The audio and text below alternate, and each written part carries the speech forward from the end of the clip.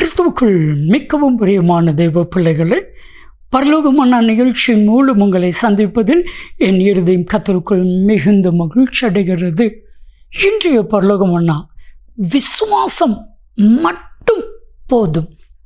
என் அன்பு தெய்வ பிள்ளைகளே, இன்றைக்கு உங்கள் வாழ்க்கையில் அற்புதம் நடப்பதற்கு, அதிசயம் நடப்பதற்கு, நீங்கள் நினைச்ச நன்மை நடப்பதற்கு ஆண்டவராகிய தேவன் உங்களிடத்தில் எதிர்பார்க்கிற ஒரே ஒரு காரியம் விசுவாசம். அந்த விசுவாசம் மட்டும் இருந்தாலே போதும், அற்புதம் நடக்கும்.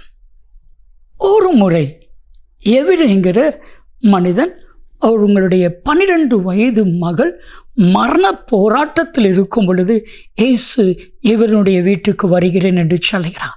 மிகுந்த சந்தோஷம். இயேசு வரப்போகிறார், என் மகளுக்கு சுகம் கிடைக்கப் போகிறது. அந்த சந்தோஷம் கொஞ்ச நேரத்தில் போயிட்டு வேலைக்காரன் வந்தான். இயேசுவை கஷ்டப்படுத்த வேண்டாம், உங்கள் 12 வயது மகள் மரித்து விட்டார். இதை கேட்ட இயேசு லூக்கா 8:50 விசுவாசமாயிரு, பயப்படாத, மரித்த மகள் உயிரோடு எழும்பினால் உங்கள் வாழ்க்கையிலும் விசுவாசம் மட்டும் போதும், அற்புதம் நடக்கும். அன்பான தேவ பிள்ளைகளே, தேவன் உங்களிடத்தில் என்னிடத்தில் ஒரே ஒரு காரியத்தை எதிர்பார்க்கிறார். என்ன காரியம் தெரியுமா? விசுவாசம். வேதத்தை வாசித்து பாருங்கள்.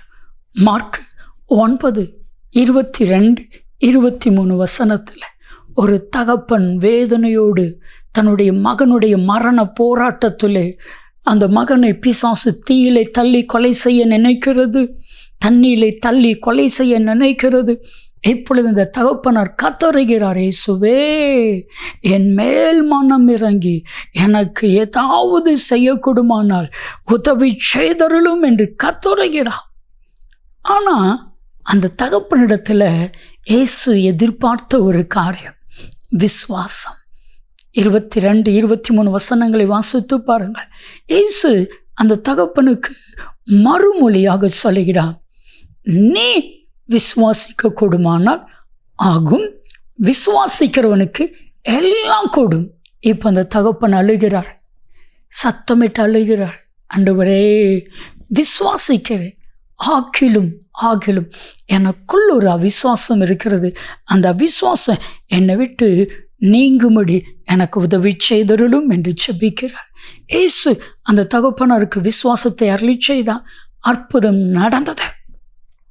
இன்னைக்கு ஆண்டவரிடத்துல கேளுங்க, விசுவாசத்தை துவக்குகிற ஒரு முடிக்கிறமாகிய கர்த்தர் எனக்குள்ள ஒரு விசுவாசத்தை தாங்க.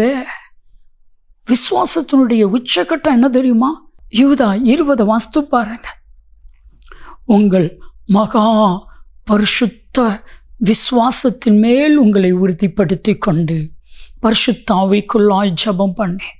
அப்போ அந்த விசுவாசம் என்ன விசுவாசம்? மகா பரிசுத்த விசுவாசம். ஏன்?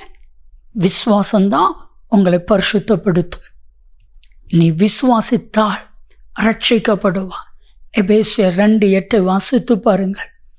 விசுவாசத்தினால் கிருபையை கொண்டு விசுவாசத்தினால் ரட்சிக்கப்பட்டீர்கள், இது உங்களால் உண்டானதல்ல, தேவனுடைய ஈவு. அப்போ நம்ம லைஃப்பை ரட்சித்தது என்னது? விசுவாசம். ரோமர் 10:9 என்னவென்றால், கர்த்தராகிய இயேசுவை உன் வாயினால் அறிக்கையிட்டு தேவன் மரித்தோரிலிருந்து அவரை உயிரோடு எழுப்பினார் என்று உன் இருதயத்தில் விசுவாசித்தால் ரட்சிக்கப்படுவான். அப்போ ஆண்டவன் நம்ம இடத்துல எதிர்பார்க்கிற ஒரே ஒரு காரியம் விசுவாசம் மட்டும்தாங்க. விசுவாசம் மட்டும் போதும், விசுவாசம் மட்டும் இருந்தால் போதும். கர்த்தர் உங்களிடத்தில் எதிர்பார்க்கிறது.